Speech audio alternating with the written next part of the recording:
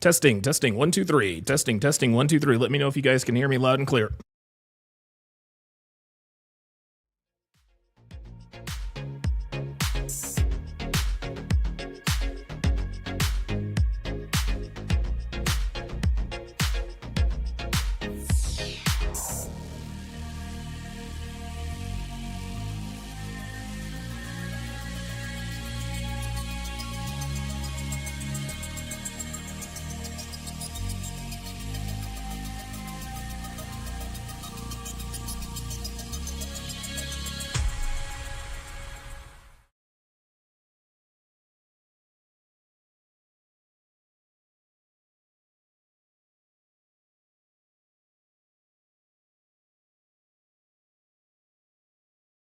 Your turn. You lost your edge, she lost attraction for you. That's how it works. What'd you think she was gonna do? Tell you she cheated? Men cannot afford to get complacent in relationships. Get your fat ass off the couch, start lifting weights, and learn game. You're welcome. And now your man, Donovan Sharp. What's up, guys? It's your man, Donovan Sharp, and welcome to the 1146th edition of TSR Live. Your daily dose of toxic masculinity, misogyny, and small dick energy. It is Thursday, March 27th of 2025. It is good to have you guys in today. We are streaming live to multiple platforms: Rumble, Facebook, X, MGTOW.tv, YouTube, and even Twitch. So however you're watching, wherever you're watching from, thank you for making the Sharp Reality Live a part of your daily routine. Quick announcements before we get started here. Before we get started. There will not be, first of all, I'm not going to be doing Fresh and Fit tomorrow night. I'm not going to be doing, actually, hang on a second. Hold on. Hang on, y'all. Hang on. I got to fix this. There we go. Sorry about that. Okay. Oy. Oh my God, I got hair all in my eyes and everything. First of all, I'm not going to be doing Fresh and Fit tomorrow night. It has been literally impossible. It has been literally impossible to get a flight out of here. This week here in Reno, we are experiencing some pretty dangerous high winds. We've got high winds. What the hell is in my glasses? I swear, dude, this is so funny. Every once in a while, I'll get one of Devin's hairs stuck on me. Yeah, there are high winds right now. Gusts are up to 75 miles an hour. Planes are not able to take off and land safely here in Reno. Tried yesterday, couldn't. Tried yesterday. They delayed it, then canceled it. Rebooked for today, delayed, canceled. So I guess, I don't know, maybe some sort of forces out there are telling me that Miami is not really the place that I need to be right now. But, I don't believe in karma and all that nonsensical fate stuff. But listen, if you can't get a flight, you can't get a flight. And I know Myron and Fresh are going to be out of town, I think next week and probably the week after. So I'll just have to make another appearance. I'll have to make another appearance on Fresh and Fit. Give me a second here. There it is. Got it. So at some point, I will be on Fresh and Fit at some point. Just not this week. Not this week. There we go. Let me. Of course, I'm doing this. I'm doing all of this on-screen stuff. Also, there will not be a hard. Kevin Edwards said Greyhound. Hold up, man. Hold up. Oops. Wait a minute. Hold on. Of course, you guys always know I fuck up the sound because I'm not a producer. Let's try that again. He said Greyhound. Nah, bruh. Nope. Sorry. That ain't happening. Oops. Listen, man, when at some point, when you hit the 2 comma club, and if you know, riding the bus is definitely not an option. That is for sure. And I don't even know how long, dude, that trip would be, to be quite honest with you. I really don't know how long that trip would even be. Give me 2 seconds here. Oh. There we go. Perfect. I'm doing this. I'm making a few changes. But yeah, I'm not going to be on Fresh and Fit. It's not for lack of trying, though. It is not for lack of trying. At some point, I will find my way down there to Miami, and at that point, DS opening, and at that point, I'll be able to make an appearance there. But as of right now, unfortunately, I'm not going to be able to make it. I'm not going to be able to make it down there. Also, yeah, what I was talking about before, there will not be a Hard R podcast today, and there won't be a Hard R podcast today. There will be a Hard R podcast tomorrow, and then of course Monday through Friday after that. I actually have I've got some pretty serious errands to run here. I've got to get some equipment for my studio. So not equipment, but I've got like an adapter and everything. This is actually not my regular mic. I usually use the Shure SM7B. But when we got here, the threading on the little knob won't come off. So now I have to, now I've got to do now I have to get the attachment. So hopefully, when I'm back on the air tomorrow, I'll have my regular microphone. This Shure SMV7 has actually done a very good job. It's very, very good, compact. I usually use it on the road. Kevin Samuels, God rest his soul, he actually introduced me to the Shure MV7, but the SM7B, that is the one for the stationary studio. Yes, but because there will be no Hard R podcast right after TSR Live, we will be continuing our breakdown of Temptation Island. That will be right after this. So when we are done with episode 1146 of TSR Live, we'll be going straight into Temptation Island. That of course will be going down on rumble.com/Donovan Sharp. So so that's what we got. That's what we've got going on here. Let me read your comments, and then we will get right into it. KII says, I wonder if this is a mobile show, since he took a flight to Florida for Fresh and Fit. Interesting. No, obviously, I am still here in Reno. King Life says, it'll be insane if he's at their studio doing the show. Oh, no. Okay, you guys are, I'm getting ahead. I'm getting ahead here. King Life says, Tommy, I noticed there is not a man nor child behind you enjoying a meal you have kindly made for them. Wait, that's not a kitchen. Absolutely. The panel verse says, I'm sick of this border, Don. He says, the Canada and USA, we are one people. You are more Canadian than these pretenders who sold out my land. We are North Americans. I mean, the panel verse, listen, I'm glad you feel the way you do. I don't really have an opinion on it one way or the other. If I'm being honest, I'm not really sure. The Level Up Man says, strap yourselves in, gentlemen. I saw this interview, and it is absolutely wild. Hashtag no spoilers. Absolutely no spoilers, guys. I would greatly appreciate that. Jay Blaze says, the only spoiler is Tommy is never in a kitchen. Yeah, this is something that Pearl Davis has maintained about these TradCons. TradCon women are all low-key feminists. You guys remember when she made the appearance on Timcast IRL? She exposed Lauren Jen, for being the feminist that she is. TradCons are feminists in disguise. Gabby says, saw Joker talk about this. Was hoping to get your thoughts on this. There's 5 people on this panel, yet only one man is sitting among them, so I am told.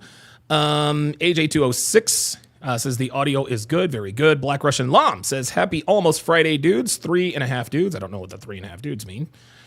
Let's see, y'all. Chicago says, if you don't believe in karma, you don't believe in God. Anyway, glad to see you live. Yeah, Chicago. I mean, are you trying to call me an atheist here? You trying to call me an atheist? I don't care. I don't care what you think. I really could not give less of a fuck what you think about my religious beliefs. But no, there is no such thing as karma. Full stop. Karma does not exist, okay? Karma does not exist, okay? Karma is something that karma is cope, guys. That's exactly what it is. Karma, you have to understand, karma is 1,000% cope. Karma is something that people cling to when a wrong has been done to them, right? So if somebody screws you over and for whatever reason you can't get your get back, you always say, okay, well, karma's going to get them in the end. A lot of people said that O.J. Simpson got karma for what he did to, for what he did allegedly to Nicole Brown and Ronald Goldman when he got the 8 or 9 year sentence in Las Vegas. No, that wasn't karma. That was cause and effect. OJ trusted the wrong people. Those wrong people double crossed him. He ended up in jail.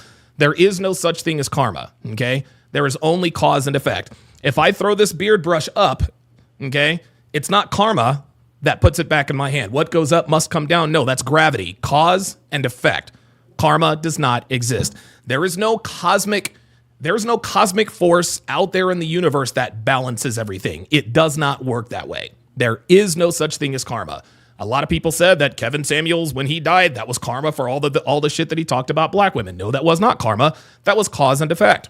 Kevin had a heart problem because he was a cancer survivor, and the cancer medications that he used made him more susceptible to cardiac events such as a heart attack. There is no such thing as karma, gentlemen. I don't care what anybody tells me. This is not an opinion, guys. This is a fact. Okay? You are in control of what you do. Okay? You are in control of yourself. You are in control of your life. Okay?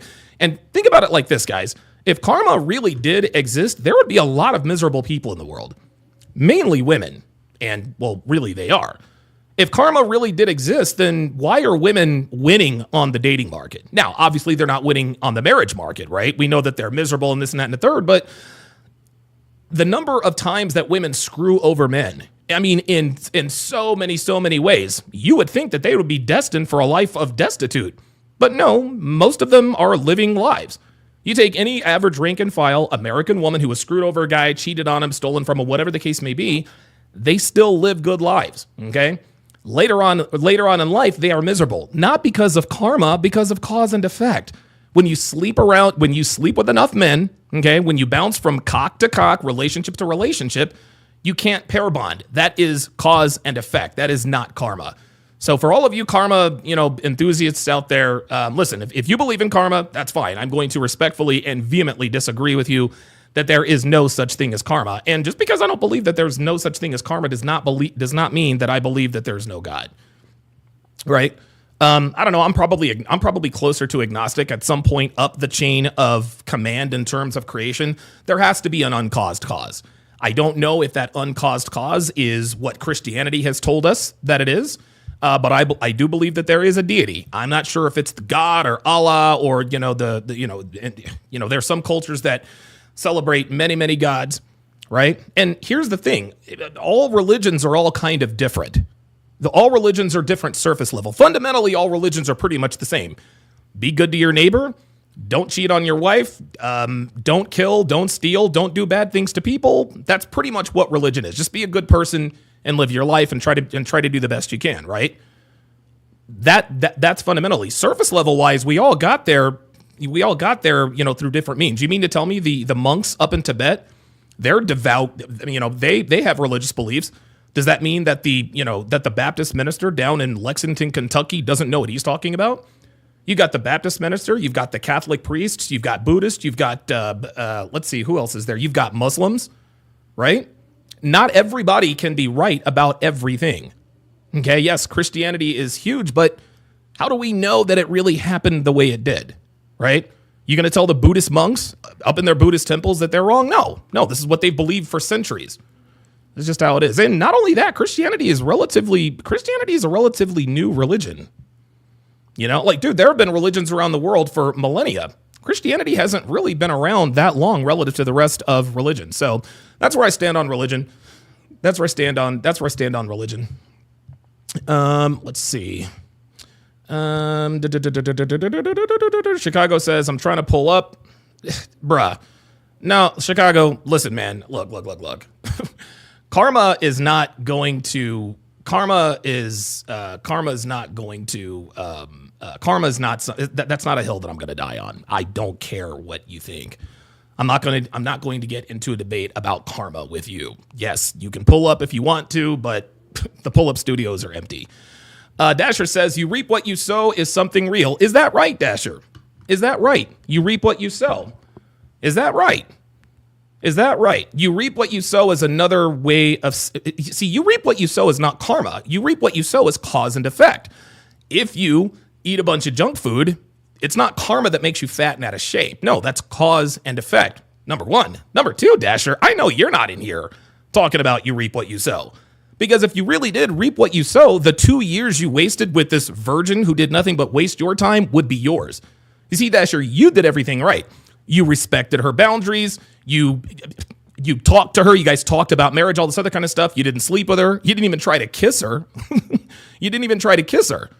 Those are supposed to be good, respectful things that men are supposed to do. Well, if karma really did exist, if you really did reap what you sow in that context, you'd be with this 22-year-old virginal woman. But you're not, right? You reap what you sow. Listen, you tried to sow a good relationship and you did all of the right things. It didn't work out for you. Jaeger Juarez with the 5 British pound super chat says, Donovan, over here in the UK, it is absolutely finished. They are trying everything to eradicate masculine men. Yes, that is 100% correct. And you know what's interesting? I was actually going to do a separate video on the show, on that Netflix show, Adolescence, because Devin and I remember when I told you guys, Devin and I had started watching Adolescence. We were very, very excited about it. As the series went on, it became very, very clear that there was a clear agenda. The way it was shot, all in one shot, brilliant cinematography, A1, A+ acting. It was like, dude, the way it started off was unbelievable. Dude, Devin and I could not wait. We could not wait to watch Adolescence. But by about episode, I would say middle end of the second episode, third episode, when the detective's son talked about the manosphere, I actually posted this on Instagram. Devin and I looked at each other. We're like, yep, here we go. And then, of course, it escalated all the way up with the 80-20 rule. Then the kid sitting with the psychiatrist, him getting explosive, all that good stuff. Yeah. So I was going to do a separate live stream on that, but it appears we're going to be able to talk about it. It appears that we're going to be able to talk about it. All right, let's see. Chicago says, drop the link. Yep. Ooh. Nope. No, I'm not dropping the link, and no, I'm not scared of you. I'm not debating karma with people. I'm sorry. I'm just not gonna do that. I debate opinions. I don't debate facts. There's no such thing as karma. And if you want to disagree, fine, disagree. I don't give a shit. You can talk all the shit you want in the chat. You're not coming up here to talk about karma. And if I do drop the link and I see your ass come in here talking about karma, I'll ban your ass because I am not debating people about karma. Sorry. Dasher says Christianity doesn't teach karma, but reaping what you sow. Yes, you reap what you sow is code for karma. Okay? You reap what you sow is code for karma. Just use cause and effect, right?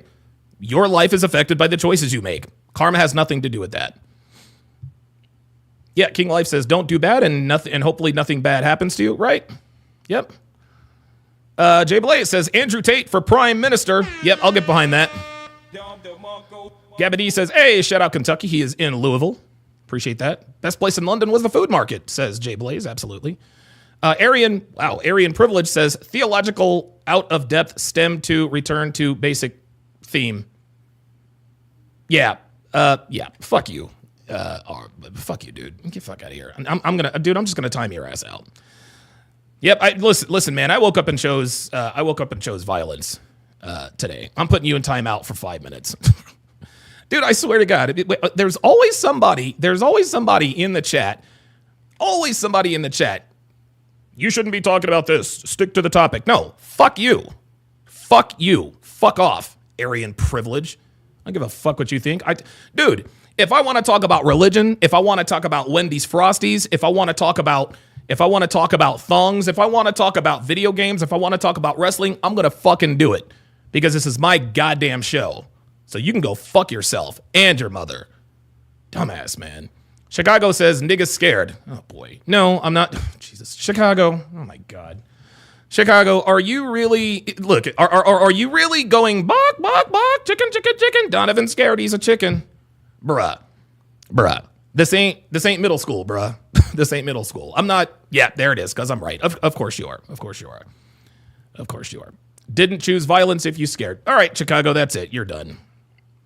Never ever seen this nigga on the channel. The first thing he wants to do is disagree. is disagree about something inconsequential to literally everything. Sorry. So fuck you. You're out of here.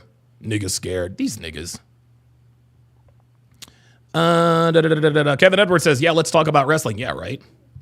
Yeah, Nain Rouge says karma is not consistent. Sometimes speedy return vengeance. Often nothing happens. Exactly. Taiki says, Donovan not bringing you up due to your bad karma, I guess, Chicago. Yeah, there you go. There it is. Look, you don't think karma is real? Cool. There it is. You're out. But again, karma didn't have nothing to do with that. Chicago was just out of fucking pocket and being a nigga. Talking about niggas scared. Nigga, shut the fuck up. Nigga, I'm 6'2". Well, I've actually lost a little weight. I'm 6'2", 225, 230-ish. Bruh, I'm a 4-time convicted felon. Dude, I'm not scared of some idiot in the chat who wants to debate karma. Fuck out of here, man. Gully Blanchard says, Dasher only believes in you reap what you sow, except for when he simps over a chick who's not interested in him. Yeah, you kind of had that coming, Dasher. You kind of had that coming. Listen, I'm glad that he's still in here. I'm glad that he's still in here.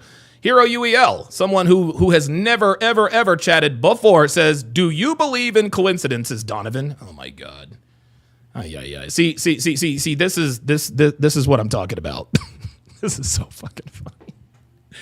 Oh my God. Anytime I bring up I swear to God, you guys come here for the show, but let me talk about something that you don't agree with. All of a sudden you want to be, no, bruh. What does coincidences have? What does coincidence have to do with karma? Hero thinks he's slick. He's going to lead me down this rabbit hole of questions that's going to prove him right. Guys, this is not Donovan debates karma, okay? Saber89 with the $5 super chat says, better watch out, Sharp. He might triple dog dare you. Look, if Chicago triple dog dares me, then I ain't got no choice. I got no choice. If he double dog dared me, listen, if he dared me, now that's a no. Nope. If he double dared me, nope. If he double dog dared me, nope. If he triple dog dared me, yep. Absolutely. Brandon says, do you believe in Bigfoot? Yes. I wear a size 13 shoe. So yes, I do believe in Bigfoot. And so to business. So the talented Andrew Wilson apparently was on Piers Morgan the other night, and a lot of you guys wanted me to talk about and react to this. And so I've got the fair use thing down there as well. I also, as you guys can see, give me a second here. As you guys can see, I've got the cartoon. I've got the cartoon Donovan. You guys can see that I've got sort of a whoa, wait a minute. Where the hell did that go? There we go. So as you guys can see, I've got images that are, I don't know, maybe 20%, whatever the case may be, to sort of avoid, getting a copyright strike. I'm told that, Pearl actually, she reacted to this, and she was able to play everything and all that good stuff. But we'll see what happens. Hero UEL says, I wasn't trying to bait you. If you believe in karma, that's your business. I just wanted to know if you believe in coincidences. Yes. And now I want to know why you think, I want to know why you want to know why you think, I want to know why you are wondering about whether or not I believe in coincidences, because coincidences and karma, those are derivatives of one another. You would not have asked that question if we were not talking about karma. So John Simone says, Justin, I don't know much about the details regarding karma, but in the end, we all have someone to answer to sooner or later, always. Right. And having someone to answer to has nothing to do with karma, but cause and effect. Okay, so let me jump in. All right, let me make sure the volume is. Damn it. There we go. All right, let me go back to the beginning here.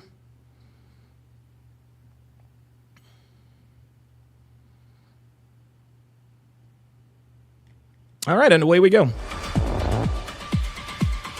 Fair use.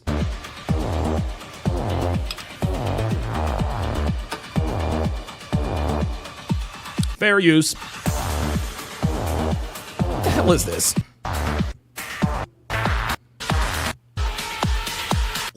in the whoa, wait a minute. Whoa, wait a minute. What the shit is that? What the fuck is that? What? Hold the fucking phone, bruh. What? Piers Morgan is eating a banana and rubbing the peel on himself? What are we doing?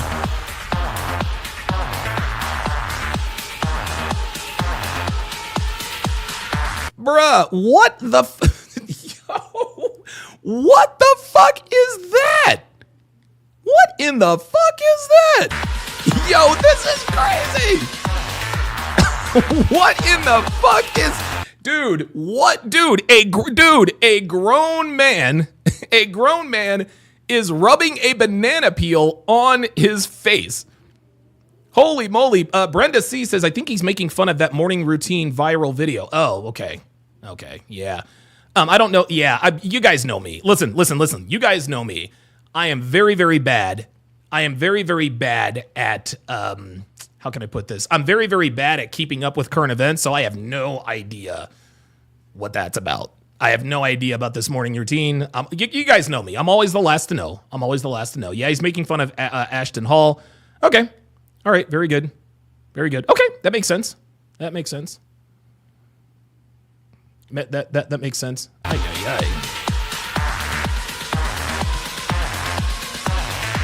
What the fuck is this guy doing?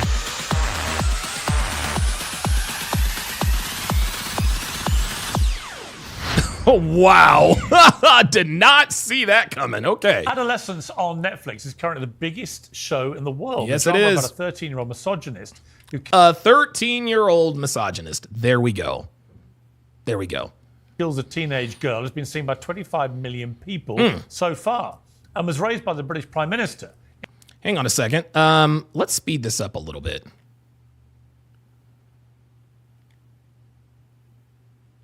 Let's just speed this up just a tiny bit. We'll go to 1.05. We'll speed it up just a little bit.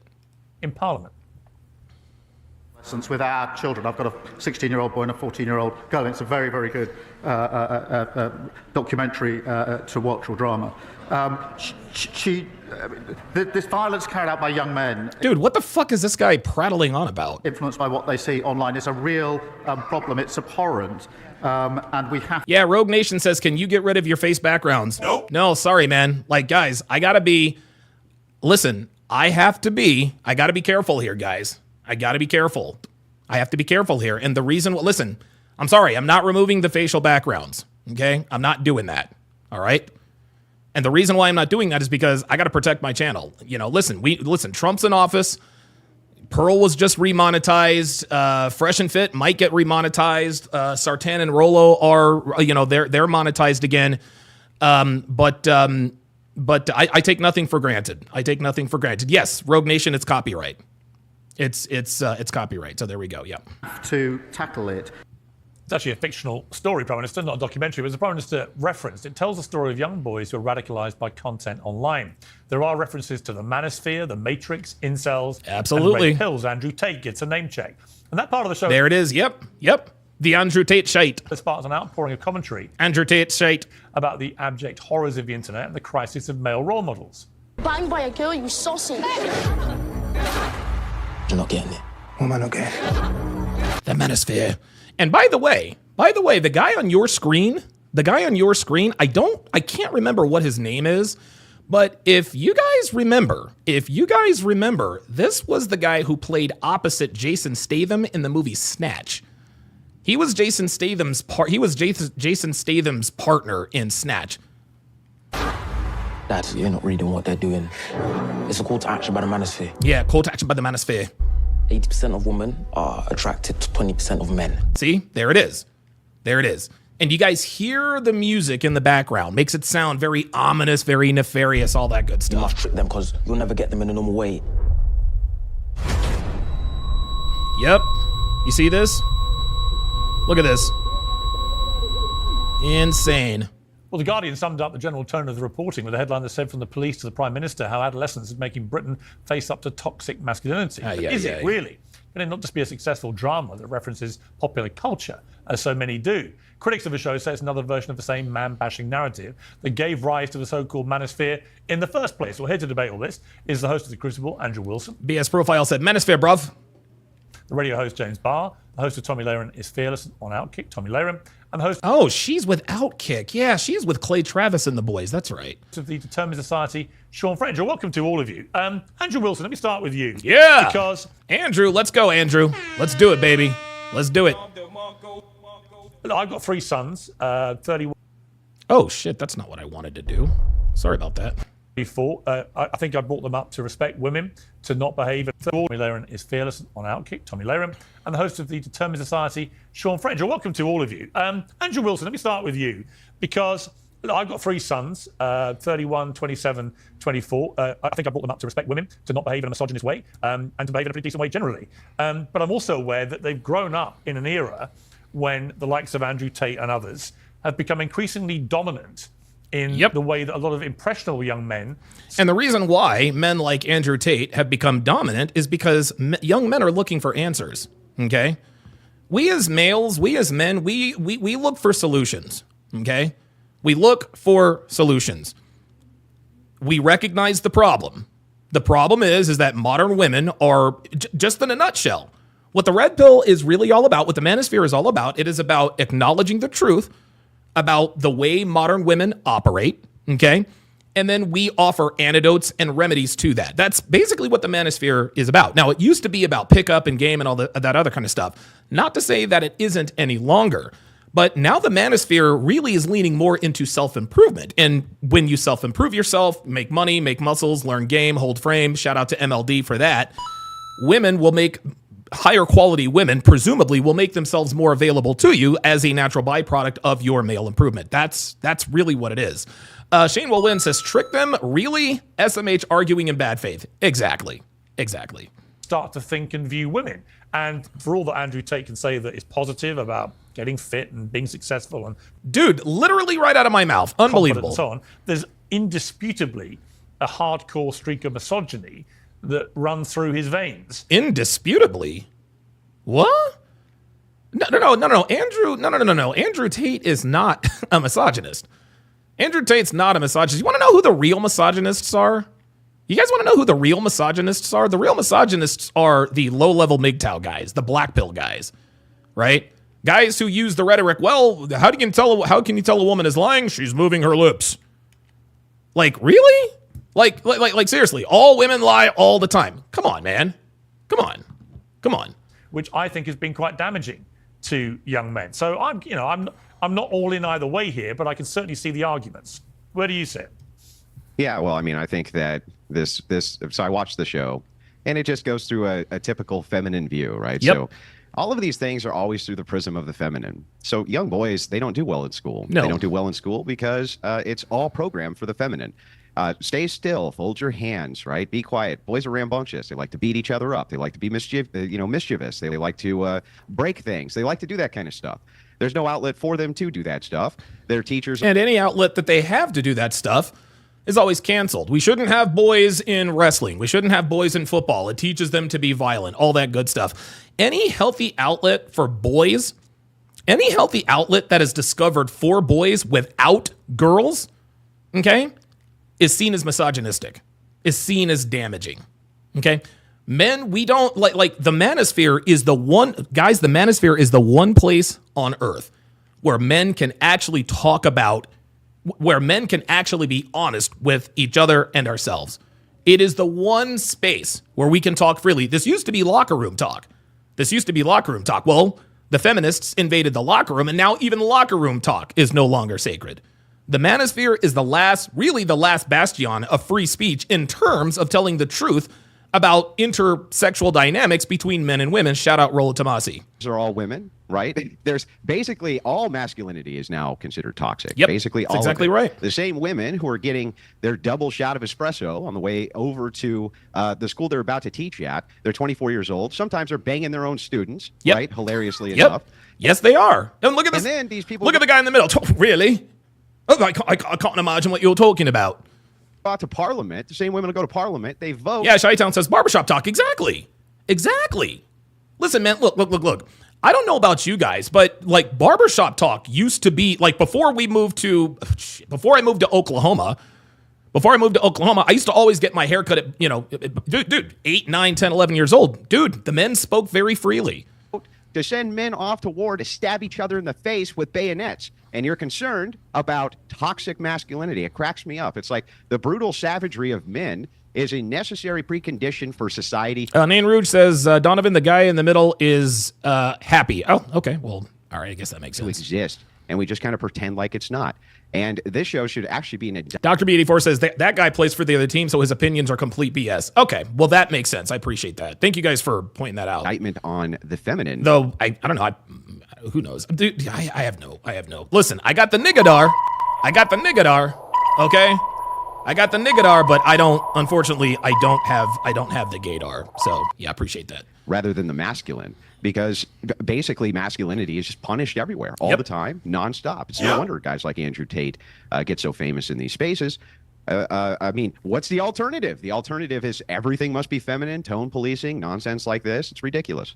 All right, James Barr, you were laughing, but I don't think you had a joy what you're hearing. No, I mean, I don't think you've seen the show. Episode 2 is shot entirely in a school. I didn't see one of the female teachers drinking a double shot of espresso. That doesn't mean it doesn't happen. See, now this guy's already being disingenuous. What Andrew Wilson just did is he gave you a bird's eye view on what goes on in our school systems. But what does this guy do? Well, I didn't see any teachers drinking a double shot of espresso. Well, maybe not. Maybe she did that off camera. Well, I didn't see any teachers banging their students. Yes. Oh, dude, just go to Google. It's rampant. Stop it. At all. None of the teachers were flirting with students. There were male teachers as well. Well, of course none of the teachers were flirting with students because a girl had been murdered the day before. What is he talking about? What is he? Does he expect the female teachers to be flirting with the male students under those circumstances? Come on. I don't think you're describing the show here. I think you're describing your own insecurities or agenda. Big Mike says masculinity is not punished everywhere. No, it's not punished everywhere, but it's punished in most places here in the West. Yeah, so this doesn't contend with the argument. Like, you understand that I'm making an argument, an indictment of society itself. Thank you. An argument and an indictment of society itself. There you go. It's just what I said. He gave you a 35,000 bird's eye view on what happens. But what does this guy do? And I say this all the time. A lot of people, when they argue in bad faith, they go from macro to micro, or they go from micro to macro. Okay? They go from big to little or little to big when they lose the argument. This guy just said, well, it's just your agenda. Yeah, the same could be said about Netflix, friend. Based around my ideas that I'm seeing from this show. That's what I'm actually doing. So if you could contend with the fact that male savagery is necessary for the security of a nation and that women will indeed vote in the future in parliaments to send men off to war to stab each other in the face at 18 years old with bayonets, perhaps you can contend with that. Before we start, getting into, well, tone policing is actually good and toxic masculinity is actually bad. Oh, boy. It's like, I think there needs to be a little bit more toxic masculinity, or what you consider to be toxic masculinity. Well, great. Good for you. Nothing. I'm glad you think Nothing. so. Nothing. I mean, I just don't need to argue with that because No, I don't need to argue with that. Translation, he just destroyed my argument. You just unlocked? You got nothing? Of course, no. Of course, Andrew. No, he's got nothing. He's got nothing because Andrew literally right there just systematically took that dude apart. All this dude did was prattle on about, it's toxic masculinity and it's your agenda. And Andrew is like, you idiot. I wasn't talking about what was happening at that very school at that very moment. No, I'm talking about in general. Come on, man. You're making up. You an do agenda seem that unusually muted by that. I've not said anything. I haven't literally said nothing about. Yes, you have. You actually just did. You were literally rendered silent. Like you had no way of responding. I'll tell you what, you can't argue with a completely illogical argument that had, I've not made any of it. What's illogical about it? Logical argument. You may not agree with it. I've not made any of the comments. See, there it is. See, this is what the other side thinks, right? This is what the other side thinks. This guy is outgunned. He's outclassed. I'm not going to, something that's without logic. Are you serious? And Piers, of course, says the right thing. Listen, just because you disagree with it doesn't mean that it's without logic. Any logical argument that you are firing at me. None of those comments are things I've said or believe in. All right, I want to bring Tommy in because Tommy, you've got a very interesting perspective there, I think. You've talked about something different. You call it the Nimitz9 pussification of men. That's right. Nimitz9 says, who is the happy guy speaking up on men and women dynamics when he is not involved That's like women trying to give men advice on being men. Exactly. Which is a great phrase.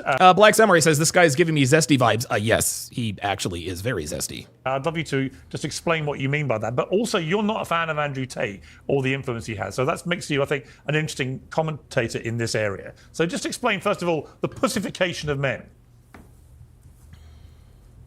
All right, Piers. Well, I think, and I can't see you all, so forgive me if I'm incorrect here, but I think I'm the only female on this panel. Correct. So I'm really anxious to weigh in. We got it, Tommy. Okay. So I think over the last probably 10 years, there has been what I call the pussification of men. It was everything should be about your emotions and your feelings, and men were emasculated, and this whole concept of toxic masculinity. Right. And this is what we tell you guys all the time. Okay. It's not about men. We have to exercise emotional control. Because when men get emotional, people die, okay? Women say, I want my man to be emotional. No, you don't. No, you don't. The most dangerous people on earth are emotional men. Because when men are emotional, people die. Andreas Lubitz flew the Germanwings plane into a mountain, killing himself and everyone on board. He was emotional. Elliot Rodger was emotional because he couldn't get laid. The Isla Vista murders. He stabbed or killed like 6-7 people. Alec Manassian, another incel who was emotional, up in Toronto, drove his van through a crowd of people. I think he killed like 10 or 11. Sung Wee Cho, the Virginia Tech pew-pewer, emotional. Emotional men are dangerous. Emotional men are dangerous. This is why we tell you. And guys, guess what? I can point to myself as an example. I am self-aware enough to understand that in the not so distant past, I had problems with emotional control. This is why I've been arrested almost 36 times. This is why I'm a 4-time convicted felon. Thank God that they are now expunged and that I can vote and own pews. But yes, guys, I am proof that when you are a man and you are not in control of your emotions, bad things happen. Okay? Yes, I am self-aware enough to know that I lack the requisite, I used to lack the requisite emotional control that was necessary to move throughout life. I have a lot better handle on it now, but it's not where it needs to be. Siege D with the $2 super chat says, woo, Fresh and Fit and Donovan Sharp Friday. Yeah, I'm not going to be on Fresh and Fit on Friday. I just could not catch a plane out of here. Too much wind. Viking Paradigm says, Tommy's an alpha widow. I know one of her many ex-boyfriends, and he is an apex Chad of Chads. Yeah, I don't doubt that. Let's continue. Warped the minds of a lot of young men, and they felt masculine. They wanted to be masculine, but society was telling them they should be softer, that it was being toxically masculine if you wanted to play sports and chop wood and go to war. And so men were so emasculated and so beat down that then there was this revolution of what was actually toxic masculinity, the Tate brothers and others. Ah, there she goes. There it is. The Tate brothers, toxic masculinity. Anyone who describes what the Tate brothers do as toxic masculinity, that automatically makes you a feminist. Listen, we all know Tomi Laren is a feminist. We know that. There it is. Brandon M. Dude, Wes Watson is a good example. He's all in his emotions. Absolutely. That is the best example I can think of. Wes Watson has zero control over his emotions. He was actually triggered by the very man on this panel. Andrew Wilson. Andrew Wilson can't beat up Wes Watson, yet Wes allowed Andrew to get under his skin emotionally. Okay? That's the danger. This is what comes with emotional men. I feel as a female that doesn't represent true masculinity. That to me represents douchebaggery. And as a woman... Yes, douchebaggery, which women like you reward on the regular. And I want a strong man who is a protector and a provider that will go to war if need be, that will protect me, Yeah, but that will protect you without putting you in check and you giving up all your autonomy. Got it. My family, make money. I see that as being actually masculine. That's like the man that I grew up with, my dad. But what we're seeing... Yeah, your dad failed you, Tommy. Your dad failed you because you appear to act just like him. As Gully Blanchard says, she's masculine herself. Right. Like, dude, Tomi Laren is masculine herself. Who the hell wants to be with a woman who talks like this? Unbelievable. Dr. B84 says, Myron personally knows a dude who smashed Tommy back in the day. And a day, yeah, TradCon, my ass, bitch, get the fuck out of here. Yeah. I know who that dude is, too. I know exactly who you're talking about, Dr. B. I know exactly who you're talking about. Now is these young men who look at Andrew Tate and the Tate brothers and they see somebody who's just quite frankly a douchebag and disrespects women, and because they've been so emasculated, they're like, oh great, that's a manly man. But that's not right either. So Yes, it is. So at some point, I think we'll go back to maybe meeting in the middle here. You can. There it is. Meeting in the middle. Ain't nobody meeting in the middle. Ain't nobody meeting in the middle. And see, guys, this is equivalent. This is akin to tone policing. Okay? Meeting in the middle means compromising. That's what she's talking about. She wants to compromise masculinity. Listen, there are good things about masculinity and there are not so good things about masculinity. Okay? See, what modern women like Tomi want to do is they want all of the things about masculinity that benefit them. Listen to what she just said. I want a man who's strong and decisive and will go to war and take care of his family, make money, protect the family, blah, blah, blah, blah, blah. But when it comes to telling your ass what the fuck to do, nah, she don't want that. When it comes to him making unilateral decisions because he knows what's best for the family, nope, she doesn't want none of that. She wants a partnership. No. Feminists like Tomi Laren, they love masculinity as long as it benefits them. That's the only reason why they sign off on it to some degree. Be a man who has feelings and emotions, but you can also go to war and protect and defend your family. I'm hoping we can get back there. But the two extremes right now, they're confusing men, and quite frankly, they're leaving women with few choices. And that's the real tragedy here. You see, I completely agree with you, but Andrew, you were shaking your head quite vigorously. Why? Yeah, well, I mean, it's just more feminist nonsense. There you go. Thank you. Ultimately. There you go. The covert feminism in society is big, especially on the conservative side. There it is. There it is. Covert feminism. Look at this. Look. As soon as Andrew Tate, Jesus. As soon as, hold on, my bad. Well, not really, because Andrew was on.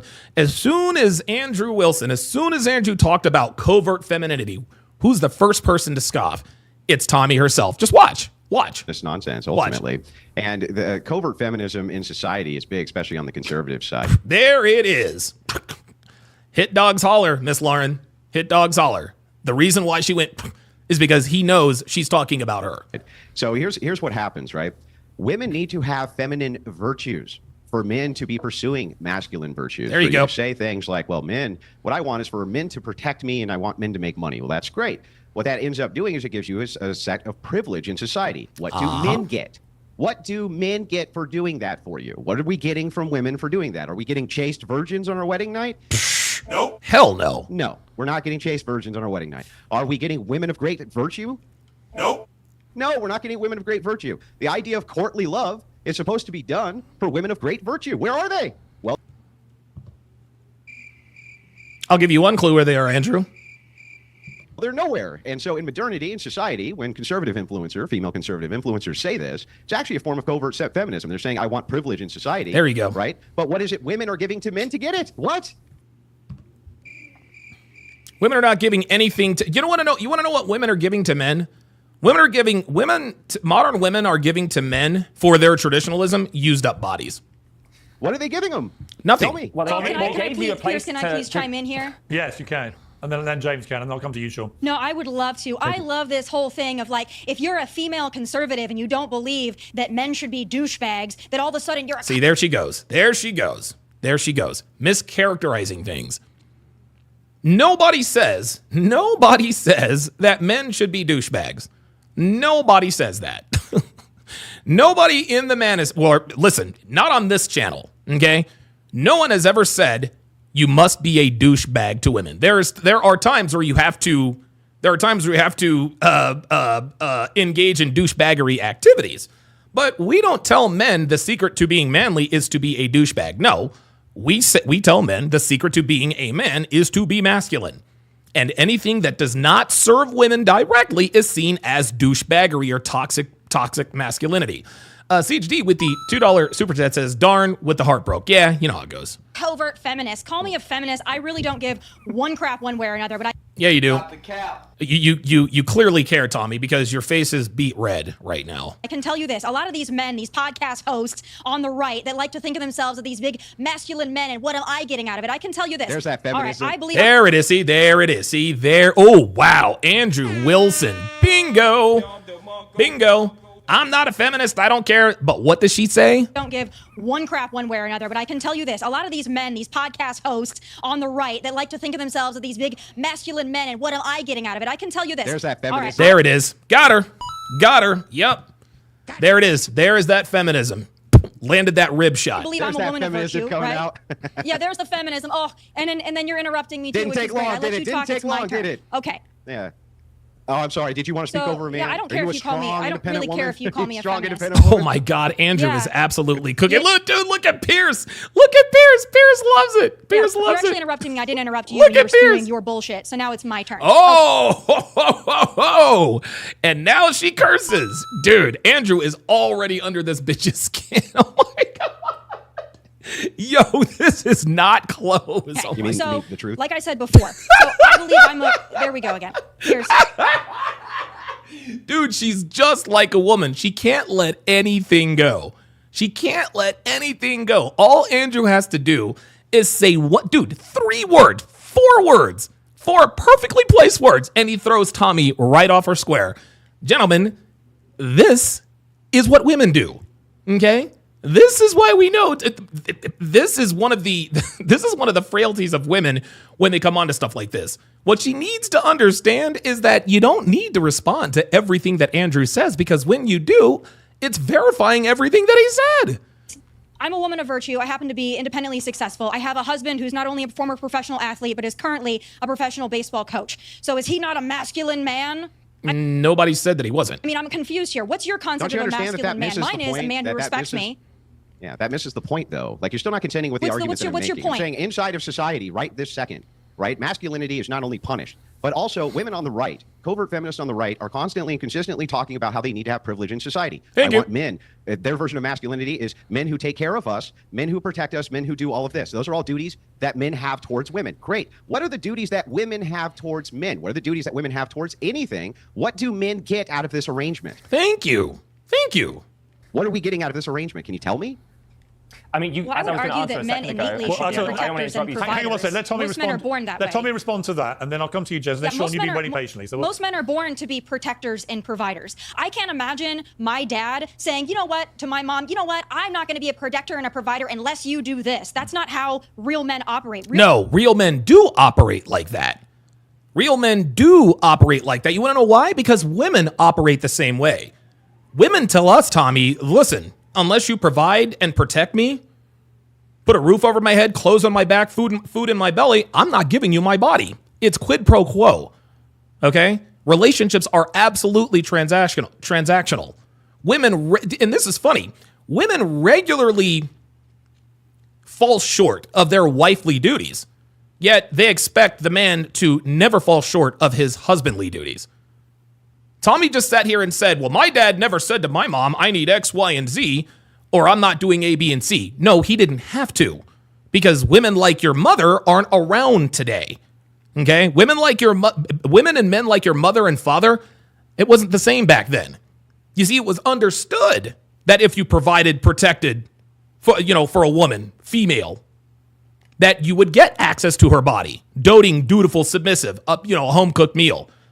Okay? But now you've got people like Cardi B and Megan Thee Stallion talking about, I don't cook, I don't clean, but I still got the ring. That's literally what Tomi is talking about. I don't cook or clean, but I still got the ring. In other words, I don't act like a wife, but I still got the ring. I still got the husband. And that's exactly what Andrew is asking Tomi. Men have to do all of these things. What's in it for us? And Tomi wants to sit here and say, literally, well, a man should do that. A real man would do that for a woman without any of that stuff. No. Any man that gives an undeserving woman access to his time, energy, attention, and resources, we call those simps. That's what simping really is when you give an undeserving woman access to your time, energy, attention, and resources, your tears. Coach Greg Adams calls it meat. Shout out to him. Okay? So what Tomi is saying here is, you know what? Men should protect and provide for women unconditionally. Nope. That is not happening. That is absolutely not happening. And as a matter of fact, I actually have a skit. I've actually got a skit. I actually have a skit that shows sort of that sort of makes fun of the fact that if a woman doesn't provide her body, then the man is not going to provide it either. And when I pull it up, I'll play it for you. Real men are protectors and real providers. men. See, when a woman says a real man, everything she says afterwards is for the benefit of women at the detriment of men. Let me repeat that. Anytime a feminist says a real man would, what comes out of her mouth is something that benefits women while simultaneously detrimental to men. That's what they always are. She just said it. My dad didn't say I needed X, Y, and Z. That's because men weren't the same back then, and neither were women. And they marry women who hopefully great. have A some woman telling virtue, us what but real also men bring a are lot to the again. table Great. There it as is. well. That See? are great mothers, great wives, caretakers of the home. There's nothing wrong with being a traditional wife and mother. You're misunderstanding me if you think that I think that women should just be out doing whatever they want. I think that I there love are getting gender lectured by roles that women should on be what real men respected. are. That's But I great. don't think a man needs to get something out of it to be a manly man. A particular. Yes, we actually do. Because if we don't, that's what we call what? You stupid. Why in the see again? What Tomi is endorsing here is she is saying that men should step up, and here's what Tomi is saying. Here's what Tomi is saying. She's saying exactly the mistake that all men make. We get into relationships with women who don't deserve it. We're the first to angle for the relationship. Okay? What Tomi is saying is that as men, we should provide first and then we should get it. No. That is definitely not the way it should be. All right, so I found this skit. And it actually does quite a good job in sort of making fun of what Tomi Laren is saying right now. Here we go. Can we just skip sex tonight? I think I'm getting a headache. Okay. Babe, can you please take out the trash? Oh, sorry, babe. I have a terrible headache.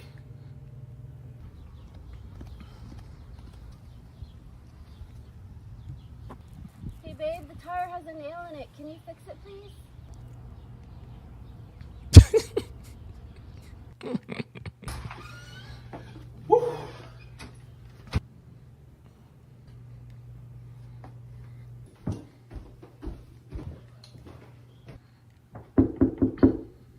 Whoa!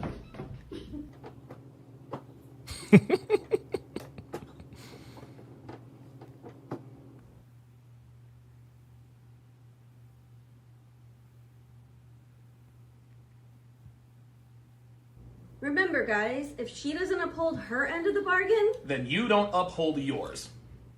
That's it. Okay? If she doesn't uphold her end of the bargain, then you don't uphold yours. Dr. B84 with the $10 super chat says, men don't owe you a better life. Rolla Tomasi, absolutely. I do apologize there. Douglas, wait a minute, hang on a second. Douglas Somerville with the $5 super chat says, I can't protect anything I can't control. Wow, very good. Very good. That's exactly right. Even Zur with the $5 super chat says, Tomi is as masculine as Representative Crockett, despite on opposite aisles. And shout out to Andrew for destroying her like he did Lauren Chen exactly a year ago. Absolutely. Let's continue. Oh, wait a minute. Not the skit. Protector and a provider. If you think you need to get something out of it, I quite frankly don't consider you a real man. See, there it is. Yeah, you see, if you expect to get something out of it, if you don't expect anything in return for protecting a woman and providing for her, then you're not a real man. Guys, that's feminist talking points. Actually have nothing. But we'll discuss in a moment whether Andrew Wilson is a real man. Piers, I offer nothing. I offer nothing. And you still haven't told us what you offer, Tomi. You offer me a lot of things, Tomi. No, she didn't. I always love having you on the show. You know that. Let's go to a real man, James Barr. Thank you. I do see myself as a real man. And I know that you'll be looking at me thinking, well, you're not. You're wearing makeup. You're wearing colourful clothes. Like, look at me. I'm really camp. My nails are painted. I mean, they are worrying signs. You're sat there. What the hell's that got to do with anything? Smoking a cigarette. I'd love to get a vape out and start drinking a beer. Pints with the lads. Just connect with you over that. I think that you have some insane opinions on what women are meant to do. Okay, so this guy's not making any arguments. All he's doing is talking about Andrew's opinions. For you, it's crazy that you don't appreciate that a woman actually gave birth to you. Like, she gave you a womb for 9 months and then looked after you. I would hope for. Yeah, that's cute, James. But guess what? Pushing the little fucker out, that's the easy part. Okay? You see, James, there's a difference between a mother and a mom. Every woman on planet Earth, most women on planet Earth, they have the capabilities of being a biological mother. But there are very few moms, okay? There are a lot more mothers than actual good moms. And I swear to God, man, women are inconvenienced for 9 months. And they ride the coattails of being in labor and all this other, I carried you for 9 months. Get the fuck out of here. Seriously?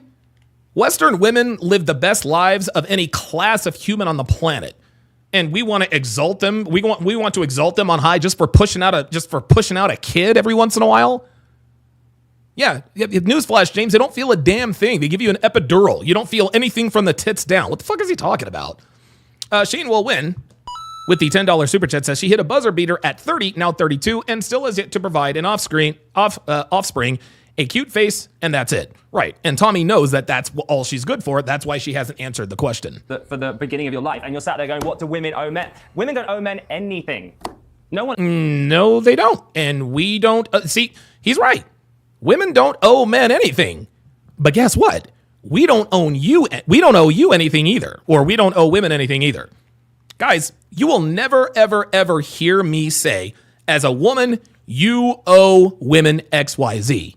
But Tomi Laren here just sat here and said, yeah, men owe women in not so many in not so many words. See, women are always quick, and it's funny. Let's use the date analogy. Girls will say all the time, well, just because you take me out for dinner does not mean I owe you sex. Fair enough. But just because I fuck you, just because you give me access to your body does not mean I owe you a commitment. You see, it goes both ways, ladies. It goes both ways. This man here, women don't owe men anything. True enough. Yep. Women do not owe men anything, but we don't owe women anything either. It goes both ways. No one owes you anything. You have your own life. Do you understand that if you make an argument and you say that I watched your seminar on how to win an argument. In a position, if women are supposed to be in a position of privilege where men do A, B, C, and D for them, and then I ask, well, what duties do women have? And you say, well, nothing. No one said that men need. Why are men checking out? I don't know why men are checking out. I don't get it. That's silly, man. All right, let me bring in the one person who so far hasn't said a word about this, but has a lot of interesting things to say. Sean, welcome to Uncensored. I think one of the key things of this series that's made it so popular is that anyone who's had young sons knows that they are, if you're not careful, they get exposed to a lot of nasty stuff on the internet. We all know this. Yeah, Kyle 2020 says, I love how happy men will be the biggest simps for women. Well, of course. And a lot of it. And I don't really know why this guy is even on the panel. This is about masculinity and heterosexual relationships. I'm not really sure what arguments he's not really making any arguments. All he's doing is just talking shit to Andrew. Is this kind of incel stuff, which I think can be a really malevolent influence on impressionable young men. And they gravitate to it. And I think that partly what Andrew's getting at, I agree with, in the sense that following the Me Too Time's Up campaigns, which were in many ways, extremely laudable, brought down a lot of very bad men, no question of that. But the pendulum swung so wildly that I think a lot of young men in particular felt completely disenfranchised from society, felt like they're all being treated like a bunch of young Harvey Weinsteins unless they could prove otherwise. Yeah, see, there we go. There's the extreme again. Mais Vela, Mike Alexis says, Andrew is a lightweight, but the bar is low. Yeah, that's why he's on Piers Morgan and you're not. Mies. Mies? Is that how you pronounce your name? Yeah, dude. You're in my dude. You are on an irrelevant. You're in the chat of an irrelevant YouTube channel with only 322 people watching. But you're going to talk trash about Andrew, saying he's a lightweight. Come on, man. They didn't really know what the rules of engagement were with women, with teenage girls anymore, whatever. They lost their way, and by losing their way, they gravitated, I think, to very loud voices on the internet like Andrew Tate, who I think, like I say, he says a lot of stuff I find myself nodding to, and then he'll say this misogynist stuff, which I just despise it. I see no reason why you should ever want to have a relationship with a woman the way that Andrew Tate wants you to. Whereas the way that Andrew Tate wants you to, or the way that they should be. And again, the way Andrew Tate wants you to, quote unquote, that's left up to interpretation. Gentlemen, men should lead and women should follow. Men should lead and women should follow. And you want to know why I know Tomi Laren's husband is weak? You want to know why we know Tomi Laren's husband is weak? Is because we know who she is. We know who she is. Okay? Actually, you know what? Scratch that. You guys know who Devin is, and you guys know, I would hope that you guys think that I'm not a weak man. Okay? But any masculine man who leads his relationship is not going to have his woman parading herself all over debate channels like this. Tomi Laren is as masculine as they come. And she settled down at 30 years old with a man who doesn't care about her masculine traits. It's just pure misogyny. Just talk to me first of all about why you think young boys, teenage boys, young men, why they've gravitated to people like Tate.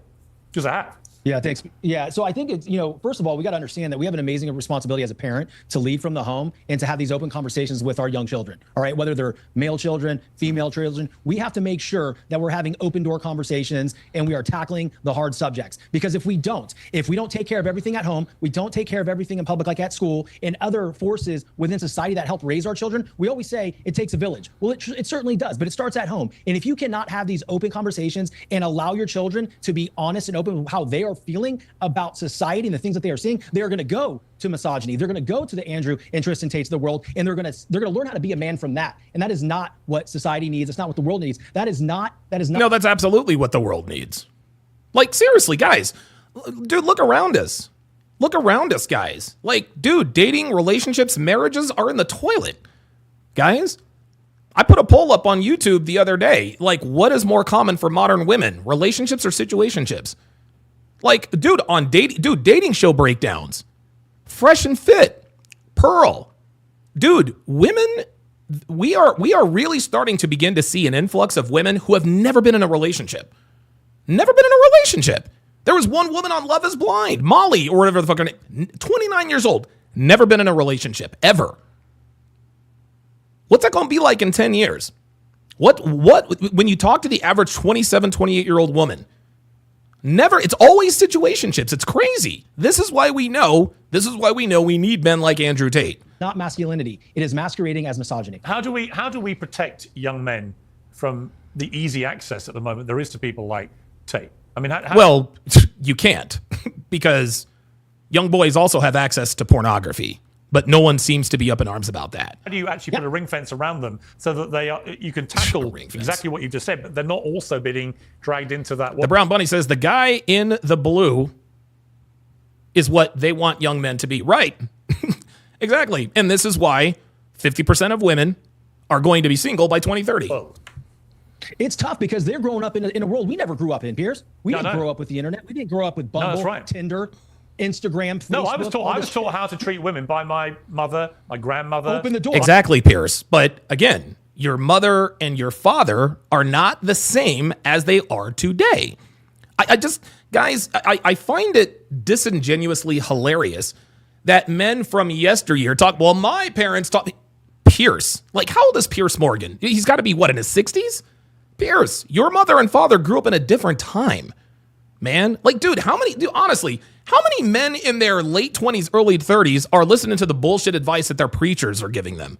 Well, the reason I'm listening to my preacher is because he's been married for 40 years. Yeah, to women that do not exist anymore. Open the door. A lot of strong women in my family, very strong women. Here we go, strong women. Here we go. They would just take no crap from the men. So that's the environment. Oh, stop. They would just take no crap from the men. Got it. Absolutely. So how do we insulate our children from this? By having conversations, putting parameters around the social media aspects of life and having the conversations at home. Hey, son, hey, daughter, this is what you're going to see out there in the real world. This is what you're going to see on the internet. If you see something like this, that is not how a true man. But see, this is what the manosphere is. Okay? The manosphere is the only space where we tell the truth about what's going on off the internet. That's why men gravitate. Dude, guys, I get notes, emails, DMs all the time. Even in here. Donovan, you saved my life. Donovan, before you, I've got a consultation client who literally cried to me on FaceTime, thanking me for helping to change his life. Right? What feminist can brag about that? Think about this, guys. Just think about that. Think about this. The manosphere is the only group of people whose, I guess, constituency regularly talks about the positive results of our message. Okay? Nobody's sending Abba and Preach notes, you guys changed my life. Nobody's sending She-Ra 7, you changed my life. Right? No woman ever has said, you know what? Feminism has changed my life for the better. None of them. None of them. How many men have said the manosphere has changed their life for the better? Right? You can't say that about feminism. You can't say that about Abba and Preach. You can't say that about Destiny. Okay? Yeah, those guys want to entertain and they've already turned on each other. But that's the difference. Does your community help people, yes or no? Feminism has destroyed women, yet we still have people endorsing it. It's insane. Man is supposed to act. And hey, that's not how a real man's supposed to treat you. Right. So we have to have the conversations. Yeah, Andrew, do you intrinsically disagree with what you've just heard? Yeah, I do. I think, again, all of this is always the burden on men. Burden on men. Burden on men. Men need to be doing this. No, it's a family, Andrew. The family. Hang on. Let me the family, finish, Andrew. Men need to, husband and wife. Okay, yeah. So let me back up. Okay, again, men need to do this. Men need to do that. What I'm talking about is what duties do women have in society? What are the actual... He's going back to that original question, and none of them have an answer yet. Women's duties towards men. Here we go. Brandon M. says, UNMLD help me out by changing my indoctrination into relationships and women. Absolutely. Miles Dueling, finding the RP was one of the best things that's ever happened to me. No joke. Guys, finding the red pill changed my life. It changed my life for the better. I am a better man because of the manosphere. I am a better man because of it. And I feel honored and privileged that I'm respected, in this community as one of these, as one of the men who helps, shape and mold the minds of, men around the world. You can't say that about feminism. Saber89 with the $2 super chat says, show me a modern woman with a cookbook. Yeah, not going to happen. Trick question. Everybody is raised from the time they're... Yep, Viking Paradigm says, Donovan, I am so thankful to you. I'm happy I could tell you face to face, shake your hand, and even help out a bit at the See Me 3. Exactly. Kids, how we're supposed... Jalen says, the RP saved my life. Dude, James Hancock says, I'm healthier than I've ever been because of Dawn, Myron, and Rollo emphasized the importance of working out. I need to work on game and money, but no one said the road ahead will be easy. Absolutely. Dude, the manosphere has been nothing. Dude, I'm telling you, man, no one has ever. Now, don't get me wrong. There are some men who just don't make it, right?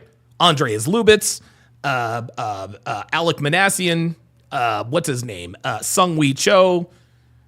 Those guys, incel. Listen, like, we don't win all the time.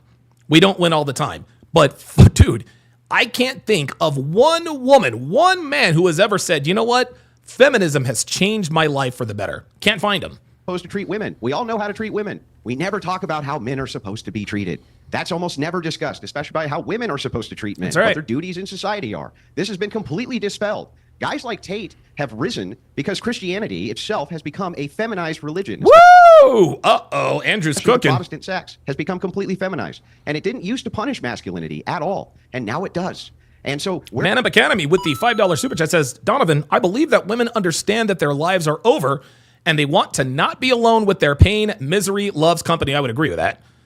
Black Samurai with the $5 super chat says, Donovan, you have helped me most. Donovan, you have helped me most at the time of the passing of Kevin Samuels. I woke up with the Femmes celebrating Kevin's death. Best show on YouTube. Thank you very much for that. I appreciate that.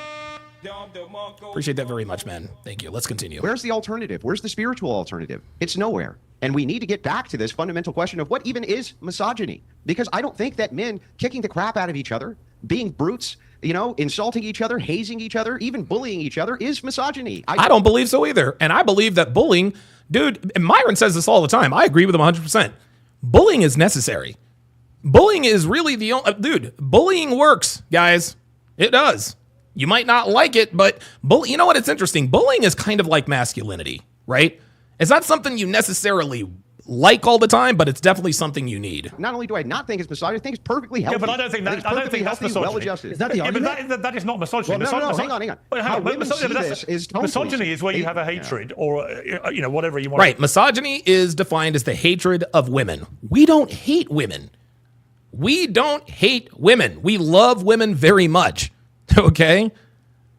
We love women. Dude, I love my wife very much. Phrase it towards women. It's not about men treating men. Sorry, toxic masculinity is what I'm referencing here. And toxic masculinity is what they're claiming leads to misogyny. So what I'm talking about is these are all masculine traits. There's nothing wrong with them, right? When you're talking about misogyny itself, I want to know what that even is. Is it just asserting yourself to women, telling women no, telling them no, that's bullshit? No, I'm saying, okay, let me answer you. You're saying stupid things? Andrew Tate says he's quite open about it. Women should stay at home. They shouldn't go out to work. They should do what he tells them. He's the king of the castle in his house, blah, blah, blah, blah. Yeah, that sounds about right. That sounds about right to me. And women who belong to men like this are a lot happier than women like Tomi Laren who want to run the streets. But that is misogyny, isn't it? I've got a daughter. I've got a 13-year-old daughter. I don't want her thinking. That's not misogyny. That's traditionalism. She can never leave the house. She's somebody's. No. See, now there we go. See what he did? He went from saying women shouldn't work to women never leaving the house. Do you see what they just did there? Nobody says that, dude. Oh my God, do you see what they do? You see what they do? Never leave that's what they do, guys. That's what they do is they try to dovetail, our ideas with their ideas. No one says that your woman shouldn't leave the house. Guys, I say all the time, dude, women don't like controlling men. They love men who are in control. You cannot control what a woman does. You are not her father, nor do you want to be. Okay? But you can influence you can influence your woman by what you do. Give me a break. It's not never leaving the house. Look, it is true that the world would be a better place if we didn't have it inverted and women did have a natural role at home and that was glorified and that there was government propaganda around the nuclear family and keeping women home. Why do you want to outsource the raising of children to strangers instead of your wife? Yeah, Dano says straight bait and switch. There you go. Jose says Andrew's wife Rachel is happy. Absolutely. That's a way better society. Why do you want your best and brightest women forced to go to a workplace instead of the best and brightest women staying at home raising their children? That's a way better system. It's always been a better system. I guess we're talking freedom of choice. That's not misogyny. Women to do anything. It's freedom of choice. It's freedom of choice.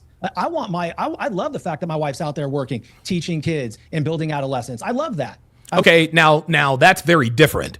It sounds to me like his wife is a teacher.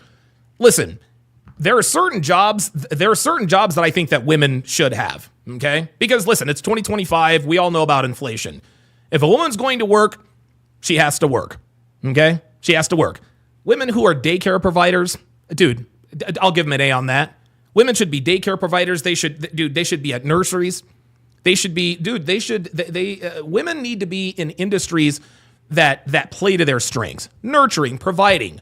Grade school teachers, sometimes even middle school teachers, working at a daycare center, at a nursery, taking care of babies, right? Nurses, nurturing, very, very nurturing careers, okay? But that's not what we're talking about here. No, women want to climb up the corporate ladder. That's what we're talking about. I love that. And to your point about what do I get from a woman? I have a home. I have 3 beautiful children. Okay, you have a home and you have 3 beautiful children. What does she provide? I have communication in the house. And to me, that means more than anything. Like, I don't understand where I'm not saying you're wrong in your world, but to sit there and say to a woman, what do I get out of this woman? That's treating her like an object. Oh my God, Jesus. That's oh my God. One thing No, what it is it's tit for tat. It's not treating her like an object, okay? It's not treating her like an object. It's treating her the way she wants to and deserves to be treated, okay? Once again, it is quid pro quo. This man is endorsing what Tommy endorses. What's in it for us, bro? Like, no, I'm sorry. Like, dude, honestly, men, we're no longer taking this nonsense. And again, dude, black women hate that question. What do you bring to the table? You want to know why they hate that question? Because they know the answer is this. Women don't bring anything to the table but a used up vagina. Gabbit D with the $50 super chat. He says, found you, Donovan, after I was clapping a girl who was engaged. Had no idea until he called in the middle of us having sex. She's laughing while he's talking to her on speaker. It was that day I was like, I never want to be that guy. Then I found you. Wow. I'm going to tell you what, guys. You learn a lot about women by sleeping with them, right? You learn a lot more about women when you get cheated on or lied to by women. But you learn the most about women when you are the one she is cheating with. For reasons known only to the creator himself. If you are sleeping with a married woman or a woman in a relationship, she feels the need to tell you how she's getting away with it. Dude, to a woman, this is true.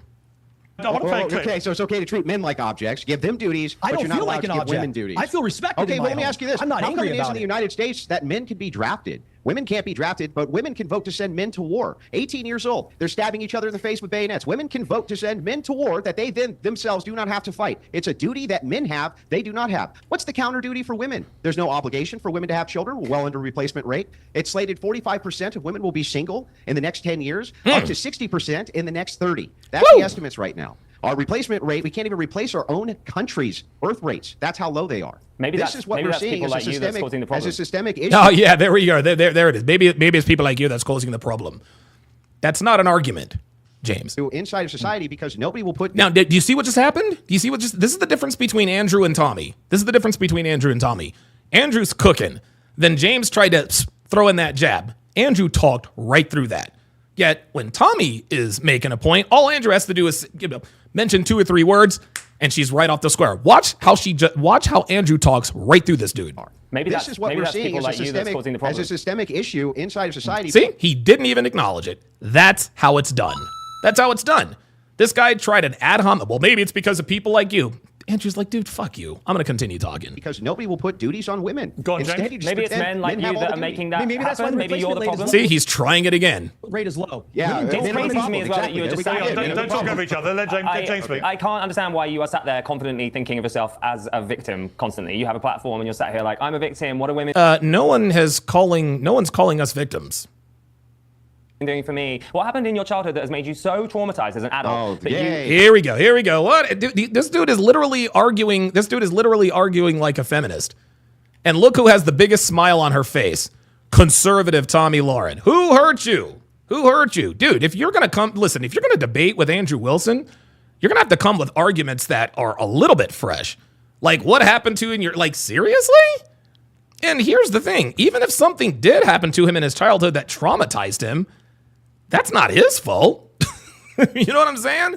It's almost like this guy is blaming Andrew for this mythical, well, what happened to you? You know, when they ask you what happened to you, they ask you as though it's your fault. Who hurt you? As if you purposely decided to commit to the one woman in the world who lies and cheats. Cannot stand women succeeding. I'm so confused. I feel like the problem is not, and actually maybe this is our fault. Maybe this is the left's fault. Maybe this is modern society's fault for leaving people like you behind. But genuinely, we do leaving people like you behind. Not hate men, and toxic masculinity has been thrown around a lot. Ultimately, some of what you're saying is toxic, but that's not because you're a man. That's because you're an idiot. All right. There it is. That's because you're an idiot. That's it. There it is. Now here come the ad hominem attacks. This dude in the middle who has talked the second most. So this dude in the middle, James or whatever his name is, has talked more than Tommy and has talked more than the guy on the far right. Why is he even there? He's not even making coherent arguments. All he's doing is calling Andrew names. Okay, so just to give you a quick rejoinder here. Again, didn't contend with a single argument I made. You just said, why are you acting like a victim? While you're here talking about how women are victims. You're not contending with arguments that other people make. It's wild to me. It's so wild to me. This guy offers absolutely no value to this conversation. This is Piers' show. Let me go to Tommy. Tommy, I want to play you a clip. This is from a show called Newsnight on the BBC in the UK, where the host Victoria Darvish had a panel of young men on and asked them, when was the last time you cried? Let's watch this. When was the last time you cried? Honestly, the last time I cried, I couldn't tell you. Same with Leo, I can't really remember the last time that I cried fully. A lot of times I feel emotion and I look at myself, why can't I cry? We're told to suppress our emotions. I feel like... Yes, you have. Listen, again, we are taught to suppress our emotions because emotional men are dangerous. And we're not taught to suppress them, okay? We're taught to control them. If you're feeling emotional and like you want to do something, dude, go to the gym and hit the heavy bag. Go to the batting cage and hit the shit out of baseballs and softballs. Take up boxing, Brazilian jiu-jitsu. Like, to guys, we may be treated a certain way that evokes an idea that we have to be extremely strong and upfront and here as a man, and I'm going to be composed at all times. Now, I've got a slight issue with this, Tommy, in the sense that one of the most devastating moments for me as a movie watcher was watching James Bond blubbing in the last Bond movie. Right? I don't think to prove you're a modern man, you need to be sobbing all the time. You know, I can't remember the last time I cried. It doesn't make me less of a man or less empathetic to people or anything. I just think again, the pendulum issue of what we want men to be, I think we're now trying to persuade a lot of young men, if you're not... Jose said paid actors. Guys, don't do that. Like, I appreciate that, Jose, but guys, listen, we have to take everything at face value. Listen, man, I'm not into the paid actor and everything is scripted. That's just not emoting all the time. Then you're being suppressed in some way. We have over here the British stiff upper lip, which I think gets a really bad rap. I think it's not a bad thing to actually not over-emote. Your thoughts? Yeah, I agree. I think. Sorry, Sean. I'll come to you. That was for Tommy. I'll come to you in a minute, Sean. Oh, sorry, for Tommy. Sorry. Yeah, I don't disagree with you at all, Piers. I don't think that men should be trained to be overly emotional and that should be a sign now of new maturity, being emotional. I don't agree with that. I don't think there's anything wrong with men crying in certain circumstances. Listen, everybody has a different journey. Everybody has a different set of circumstances. There are circumstances wherein men crying I have no issue with. It's also not up to me to tell a man when he can or cannot cry. I personally prefer the men in my life not to be overly emotional. But well, there we go, Tommy. I personally prefer the men in my life not to be overly emotional. There it is. You agree. That's just a personal preference. That's not a personal preference. That is a fundamental preference. Women don't like emotional men. They don't. Listen, men, we can show emotions, but we need to show controlled emotions. We need to be stoic to a degree. Really, who am I to tell a man how he should exhibit his emotions? Right, but you just sat here and said a real man would provide and protect for a woman and expect nothing in return. So, while you admit that you're not going to tell a man when he should emote and when he shouldn't, you want to tell a man when he should provide and protect for women that are not doing anything for them. Do you guys see how the contradictions just stack on top of one another? Like, again, this is Tomi Laren talking out of both sides of her mouth. Well, I agree with this masculinity, but as long as it's not too masculine.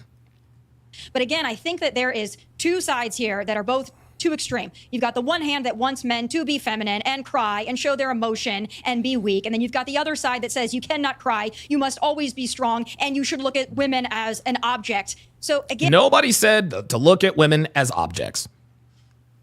Okay? Nobody says that we should look at women as objects, gentlemen. We don't objectify women until they objectify themselves.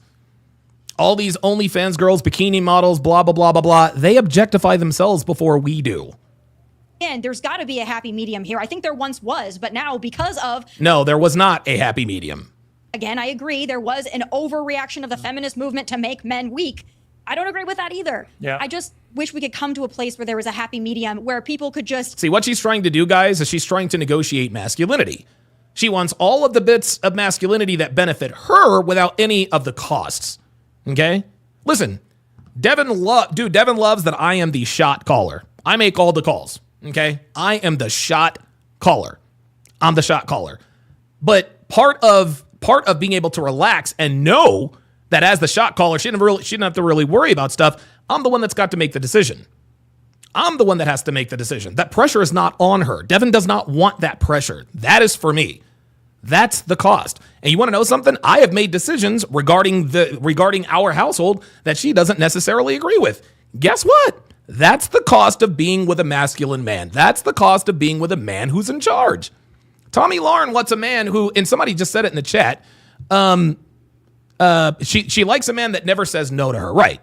She wants a man to fulfill all of his masculine duties, but then when it comes time to check her and to protect her and keep her safe, now she wants autonomy. There is no happy medium, Tommy. Be human beings who could have a gender role but weren't married to that gender role in absoluteness. There's got to be a place for that. I would certainly hope. Yeah. Andrew Wilson, when was the last time you cried? When I had a death in my family. And how long ago was that, if you don't mind me asking? Many, many, many years. Many years. I don't know, maybe a decade, something like that. Right. So you haven't shed a tear in a decade? I don't think so, no. Would you see it inherently as a weakness in a man to over-emote? Yeah. Well, yeah. Men, listen, you don't want men to fall to pieces in crisis. You're the head of a family. You're the head of your household. Thank you. That's all this is. You don't want men to fall to pieces in crisis, guys. Okay? Dude, when the lights are the brightest, when the pressure is on, we cannot be emotional. We can't be. It doesn't work. Even Zur with the $10 super chat says, Rollo opened my eyes to the RP after reading the Rational Male book in 2018. Wasn't a fan of Donovan, LOL, but saw a lot of material that Donovan bridges the gap between theory and practice, like how to master the game. There you go. There you go. That's it. There it is. And also, you're the heads of nations. You have a moral obligation not to fall to pieces. In fact, I would say you're duty-bound not to. You need to be able to control your emotions, and you need to be able to attempt to control them at all times. It's not to say that you're not going to lose control. Nobody's perfect. But I think that the idea of the stoic man is a much better prospect for the idea of, like, this leftist that I'm arguing with next to me on the panel. There it is. There it is. Love it. There it is. I would not want to be that guy, that person who just cannot control their internal emotions. They can't do it. And unfortunately, again, this is through the viewpoint of the feminine prism that it's only through empathy, right? Empathy first. And it's like, no, it's not always about empathy. It's also about reason. It's also about logic. It's also about understanding that we live in a carnal world full of warring tribes who are always killing each other. And that's part of the human condition. You can't afford to have Andrew. losing control to emotion or to empathy. James, when was the last time you didn't cry? Shout out to Walter. On a date. Let's flip the question around. I haven't cried today, but I did cry yesterday, and I think it's okay to cry. And it's funny that it is okay to cry for people like you, okay?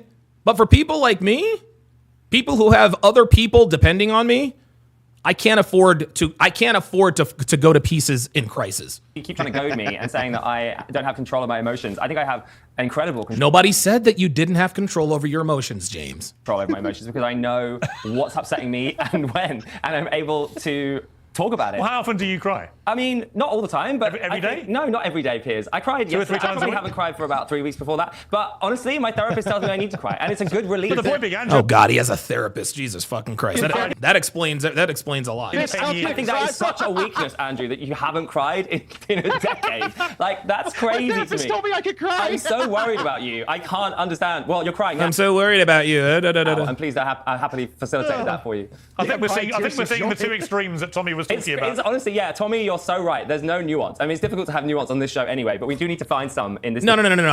You guys don't want the nuance. You guys want men acting like boys.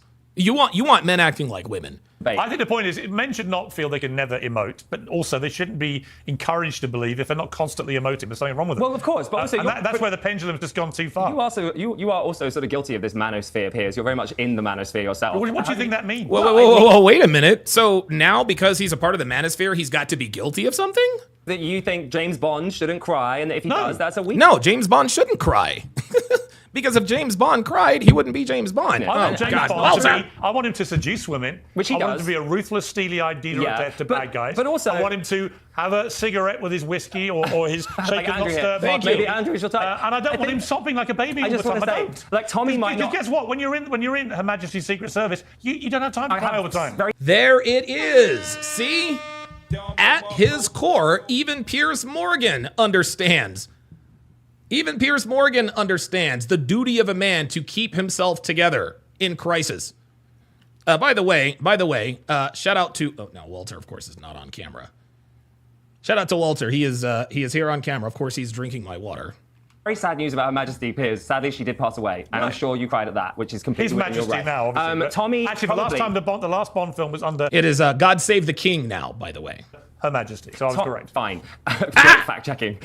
Tommy would obviously like to go out with a man like you then, because you don't think it's okay for a man to cry. Well, she has excellent taste. But there are other women who do like a man to cry. So we're not all the same. We don't all require the same type of man. So it's fine if we all want to be different types of men, but there shouldn't be one rule for all men. And that's no, and we're not saying that there is one rule for all men. See, this guy keeps... All right, Walter, you got it.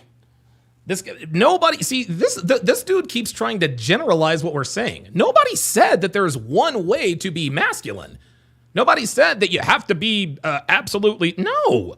We all have different personalities. We all have, strengths and weaknesses. What are we doing? That's the all right, let me bring Sean back in and bring it back to Adolescence, because this series has blown up worldwide. It's got incredible numbers of people watching, talking about it, debating. A lot of parents thinking, what should they do if they have a young teenage boy? And I saw it, as I say, with my three sons, the Jonathan Haidt book about cell phones, from 2010, when phones became smartphones. Basically, young people's brains started scrambling, and they've carried on scrambling ever since. That doesn't help. I think a lot of the issues that young men face are driven by stuff they see on their phone. I agree. Yes, they are. And it's funny. You know what? It's interesting. It's interesting. You know what they need to do, guys? You know what they need to do? So Adolescence, listen, we all know that Adolescence clearly had feminist propaganda, right? This is what happens when young boys have unfettered access to the internet. Bad things happen. He ends up killing people and all this other kind of stuff. What happened to the special that talks about girls? What is the female version of Adolescence? Okay? Because I'll tell you what. One of the main reasons why relationships are in the absolute toilet is because girls also have smartphones. Smartphones has damaged Dude, honestly, smartphones and the internet has damaged women far more than it's damaged men. Far more than it's damaged men. So they just, in adolescence, they're giving us the extremes in terms of what happens when teenage boys have access to the internet. Okay. And listen, it's not like the situations or the scenarios at adolescence never occurs. Yes, there are young boys who watch this kind of stuff and they take it the wrong way. They take it the wrong way. They really are toxically masculine. They really are misogynists. Okay? But what about the girls? What about the girls having sex at extremely young ages? Very, very, very young ages. Right? What about the consequences of those? No, we don't want to talk about that. We only want to talk about what happens when young boys get access to the internet. For this specific instance, my wife and I were waiting to give our children phones until at least 8th grade. Right? At least. Oh my God, 8th grade. Oh no. Grade. We want to monitor what they're seeing and what they're being filled with, right? Because again, there it is. JF says, OF and being flown out to Dubai. No one says a word. Exactly. Subject to search engines. They hear things at school, then they go home, they search it on their phone, they search it in their room, and now they're wide open to this world that they don't need to be a part of. Because Yep, JF says zero concern about toxic feminism. Absolutely. We want to talk about toxic masculinity, but we don't want to talk about toxic feminism. Got it. Their brains haven't fully formed yet. They're still little. My son's almost 12. Right? I got to be very careful of what he puts in his mind. And social media, for the things that we are doing as adults, yeah, it's pouring into our household and we're doing well with it. But for an adolescent, like these young kids, I'm seeing kids at dinners when we're at restaurant surfing TikTok while their parents are not even paying attention to what they're doing. Hey, that's what happens though. Like that right there. See, wait, hold on. Let me go back. See, listen to this. Listen. We're doing well with it. But for an adolescent, like these young kids, I'm seeing kids at dinners when we're at restaurant surfing TikTok while their parents are not even paying attention. Absolutely. And this includes this includes boys and girls. Guys, I'm here to tell you, for every one Andrew Tate, there are 50 Tomi Larens. For every one Justin Waller, there are 2,800 Destinies. For every one Myron Gaines, there's 50 Abbas and Preaches. We're outnumbered here. I don't know what the problem is. The only problem is that we're actually making a positive impact on men. But it's not just young boys who are being damaged by the internet. It is absolutely young girls. Attention to what they're doing. Like that right there is a massive problem. All right, we've got 366 people watching. I've got 176 likes. Let's try to get it to 200 likes, guys. Let's try to get up to 200 likes. Let's go. And if we don't, as a society, get a hold of that, then this will never end. There'll be more series like Adolescence that hit even harder because we're witnessing it in our own lives. Yeah. No, we're not. See, that's the thing. Adolescence, and I want you guys to understand something. Adolescence is the extreme. Adolescence is the extreme. That is not the norm. That is the extreme. Adolescence is not what's happening around the world. It's what they want us to think is happening around the world. What adolescence is trying to do is they're trying to scare people. They're trying to scare people away from the manosphere. If you're a parent, you got to keep your kids away from Andrew Tate because they're going to end up as a 13-year-old boy who stabs a girl to death. You got to keep them away from Myron Gaines. This toxic masculinity will turn young boys into killers. No. They're mischaracterizing everything. Yeah, I mean, Andrew, you seem to be in agreement with some of that. Yeah, I mean, it's poison. There's no doubt. It re-scrambles children's brains, and it's very difficult to monitor. Even if you have parental controls, they can find ways around it. At school, they have peers who will assist them in getting around it. You have to monitor it really well. Smartphone technology for my own kids, it was kind of new. I wish that I, in retrospect, had done more guarding against that myself. You don't know the dangers of that technology until children get a hold of it, and then you're left scrambling going, oh man, I wish I had known that this was going on or that was going on, but you have no idea. Now, though, we have a little bit of retrospect, and we know that it's an appropriate thing to do to guide against this type of technology because, yeah, he's absolutely right. It does create all sorts of problems for kids. I'm not sure that gets to the heart of the masculinity and feminine issue, but I totally agree with him that we should be safeguarding our children against this technology. I agree. It does seem to be very bad for them. And you know what? That's the $1 million question, guys. That's the $1 million question. How do we protect our kids from this stuff? I don't really think there's a way, man. I really don't. And, James, there is pretty well unfettered pornography on the internet. Absolutely. There we go. Absolutely. And guess what? The people who are doing the prawn are no longer It's no longer just prawn stars. It's everyday girls jumping on OnlyFans and creating prawn. Men and women, obviously, but men are watching a lot of often quite violent, degrading sexual scenes on. Yes, that the women are participating in willfully and consensually. Some people are just freaks like that, Piers. In these porn clips they're seeing online. None of that can help in the way an impressionable young male mind. Or an impressionable young female mind. And again, it's all, what about the boys? What about the girls, guys? What about the girls? It goes about trying to forge a real relationship with an actual woman. Well, I think it's important not to say young male mind. It's any person's mind, right? Like, I don't think we should victimize men. I can't believe Andrew's agreeing with me. Oh, shit. And I agree with him, too. It's not just the men. It is also the girls. So good for him. But, yeah, it's awful. I mean, I genuinely don't think people should have phones until they're 16. They certainly shouldn't have social Well, Australia's done that, and I'm not against it. The smartphone ban till 16. I mean, it's terrifying. Why not? Yeah, I'm good with that. On air, on TV. And I'm good with that. Say whatever you want. Like, I know you're pretending that you're uncensored, but you couldn't sit here and say literally whatever you want. That's okay. Well, not really, Piers, because if you said something that incited hatred or racism or a terror attack, I wouldn't want to say be that. arrested. I wouldn't but online, why would I want to incite I'm a not terror saying attack? that you want to. I'm just trying to See, there it is. See, there it is. make a point. Online, You're saying I can't say what I want. Online, Ooh, J-Mon. Boy, this is the comment of the day. I'm actually going to take a screen grab of this because J-Mon, this is, wow. This is actually a very, very, very, very good comment by J-Mon. Let me pull this up here for you. Because I need to put this on screen. This is actually, I've never heard this before, but I think I agree 100%. So J-Mon says, you'd have to treat technology as if it were alcohol or drugs, because it's beneficial in growth when used properly, such as in alcohol. I'm going to give you a Don DeMarco for that, my friend. I'm going to give you a Don DeMarco for that. Yeah, man, when it comes to technology, you really have to treat it like drugs and alcohol.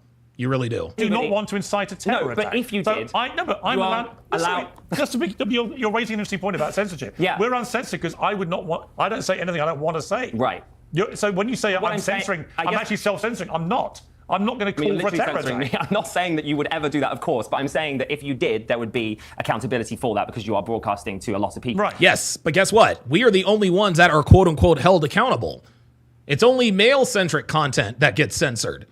We got a million channels out here talking about niggas ain't shit, destroy a man's life now, but as soon as content like mine comes along, hey, this is how not to get got, we get censored. But a lot of people online do not have... There it is, Igor Juarez with the £2 super chat. Wait. Oh, that is with the £2 super chat says, no one here talks about Lily Phillips and Bonnie Blue. Exactly. Lily Phillips slept with 100 men in less than 24 hours. Bonnie Blue slept with over 1,000 men in 24 hours. Why aren't we talking about them? Why isn't there an Adolescence done about them? Right?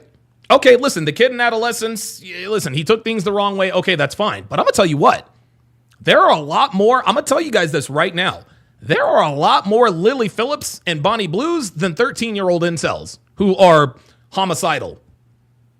Let me repeat that. There are a lot more Lily Phillips and Bonnie Blues out there than there are homicidal 13-year-olds running around the UK.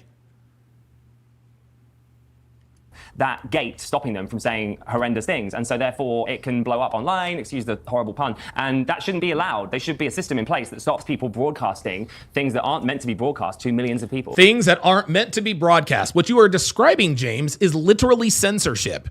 That's what it is. One of the problems, Tommy, Toby Young, who's a British journalist, director of Free Speech Union, very, very big in promoting and defending free speech, says Adolescence, the new teen drama, is pro-censorship propaganda, partly paid for by the state. It is. It's now being seized upon by Labour left-wing MPs as evidence we need more online censorship. See? And that is, of course, you talk about a swinging pendulum. What you don't want to come out of all this is an overreaction. There you go. Over-censorship. Because that in itself becomes a problem.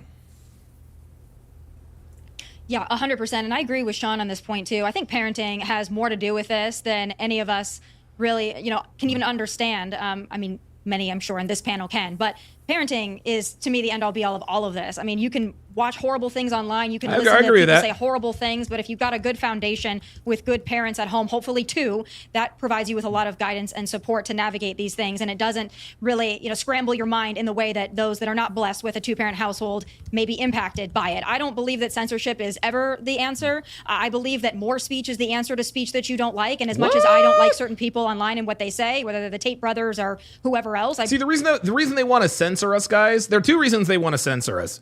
Because number one, they know we're telling the truth. And number two, they don't have any arguments. They don't. That's why they want to censor us. If we weren't telling the truth, they wouldn't want to censor us. I believe that they should have the right and the ability to say it, and then people like us should have the right and ability to respond to it. I think that's the healthiest way to come to a great consensus, or at least a public square where we can all debate ideas with dialogue and conversation. But I don't think that censorship is ever the answer. And I think that, our leaders in America have done a great job of emphasizing that, especially to the European countries who believe censorship is the way to cleanse or the way to legislate morality. I just don't think that's the way to do it. Well, the instinctive reaction, certainly in the UK, for a long time now, many years, has been to censor and to ban and prohibit and so on. And I think people are beginning to wake up to the downside of that, is that once you give away, once you chip away, I think... guys, before I finish this, let me just make a few, let me make a few quick announcements here. Before we finish this up. Guys, be sure to follow me all over social media. Pardon me. Be sure to follow me on Instagram. You can follow me there at Donovan Sharp TSR. On X, you can follow me there at TSR Donovan. And on Facebook, search for How to Relationship as well as Donovan Sharp. I've got 2 pages there. Guys, make sure you subscribe to my channel on Rumble. The link is rumble.com/Donovan Sharp. This is where my best content is, guys. It is raw, it is unfiltered, and it is uncensored. I do my dating show breakdowns there. I do my movie breakdowns there as well. I do watch party sports. Anything and everything you can think of that cannot be on YouTube is always on Rumble. So make sure you subscribe to my Rumble channel. Let's continue.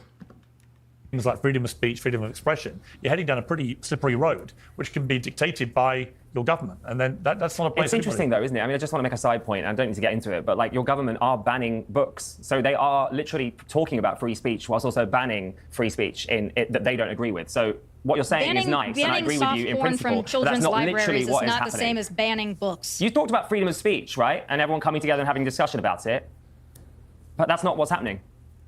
Yeah, but putting graphic gay porn into children's libraries Whoa. is a little different. Hey, I mean, no one should be putting porn into a children's library. I think we all agree on that. Then why are you complaining that that's being Because that's banned? not what I'm discussing. I'm discussing books that talk about there it is. diversity, Got him, equality, dude. There it was. There it is. Got him.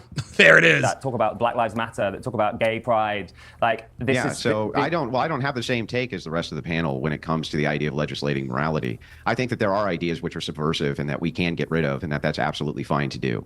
I don't think that we need to have unfettered access to pornography. I don't think that we need to have unfettered access to children being introduced to this type of sexuality so young. I don't think that that's necessary at all. I don't think it's an impingement on free speech at all. And not only that, there's going to necessarily be limits on every single freedom that we have. By necessity, that's the way it has to be, unfortunately. And the reason it has to be that way is because otherwise you're going to have nothing but subversives who go in and subvert your entire culture. There you go. Which is exactly what happened in the UK, and it's exactly what's been happening in the United States. So we have to have some way to fight back against that. All right, Sean, final word to you. I just feel like, raising children is a multi-pronged approach. Right? I mean, you're looking at first in the house, then you're looking at the schools, you're looking at the government, you're looking at extracurricular activities with coaches, et cetera, and different people that have their hands on the child. I just think it's important to be at home having these open conversations, right? Yeah, he's right about that. Listen, I don't think there's a way to completely protect children from all of the dangers online, but the best way to do it, just like this guy on the right is saying, you gotta talk to your kids, man. This drama series did for me was already had this shining light on a subject, but made it even brighter. Like, I need to open the door and talk to my child.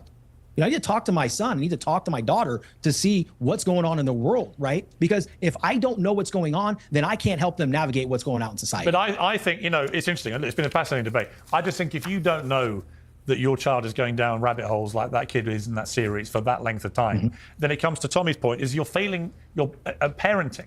That is a fundamental part of parenting. Is you're supposed to be protecting these impressionable young minds as best you can. If they're spending hours after hour every day, watching and viewing incredibly disturbing content that fries their brains and makes them do stuff they wouldn't otherwise have done, you are failing as a parent. And one of the biggest issues in the world right now is a general sense of a lack of accountability for parents. They're the first feckless parents to blame everybody else. It's the government's fault. It's the police fault. It's the social workers' fault. It's the school teachers' fault, etc., etc. It's never their fault. And actually, if you just start by saying, actually, we should have done more as parents, that is a good message to send everybody. There you go. And it's interesting. That was sort of the overarching message at the end of Adolescence, right? They started asking themselves, where did we go wrong? Blah, blah, blah, blah, blah. But they removed the blame on themselves. Yeah, he was in there all by himself. There was nothing we could do. Then they wanted to shame the manosphere even more. I was looking for something on gym equipment and this stuff came up. We could probably all agree on that. Great discussion. Absolutely. Great discussion. Thank you all very much. I appreciate it. Okay, so Tomi Laren absolutely got absolutely cooked. She got absolutely fried. Absolutely fried.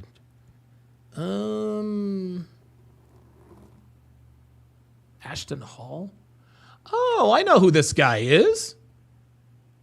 Oh, I know who this dude is. Yeah, this guy Ashton Hall is the dude who, like, you know, they call him Super Nigga. They call him Super Nigga on Instagram. So I guess this is this is what they're talking about here. I guess some nigga with a six-pack and some jack nigga. Yeah, he's jacked. 4:20 a.m. All right, he's got the traps. Oh, well, that sucks. Is he reading the Bible? Is he journaling? Okay, well, whatever. I don't really care about this. Whatever the case may be. Yeah. Andrew made sport of these people. He made sport of these people. He is not lying when he says that he is a blood sport debater, man. He is not lying when he says he's a blood sport debater. Like, dude, holy moly. Like, I don't think I've ever seen Andrew lose a debate. I don't think I've ever seen him. Good Lord, this dude has 9 million Instagram followers. Jesus Christ. I'm gonna tell you what, man. I could probably increase my profile if I got myself into that kind of shape. Holy moly. This dude is in a motherfucking Rolls Royce. Good for him. Good for this nigga, man. Yo, I need to see, this is what I'm talking about right here. See, I need to know what this that's what I'm talking about. That's what I'm talking about. There it is, man. There it is. Look, good for him, man. Good for him. Good for him. All right. Okay, guys, we are going to move the party over to Rumble. Again, there will not be a Hard R podcast today. There will be one. There will be a Hard R podcast tomorrow. I've got some errands to run. I've got some equipment to pick up, and so we are going to go straight to. Oops! Wait a minute. Hang on a second. Oh, never mind. Hold up a second. Let's see here. Netflix. There we are. There we go. All right. Very nice. Very, very nice. Okay. All right. Appreciate that very, very much. So I'm gonna put the link in the chat. I'm gonna put the link in the chat. Let's see here.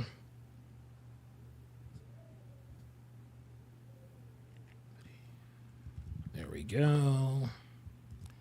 There we go. There we go. Yeah, this season of Temptation Island has absolutely been goated.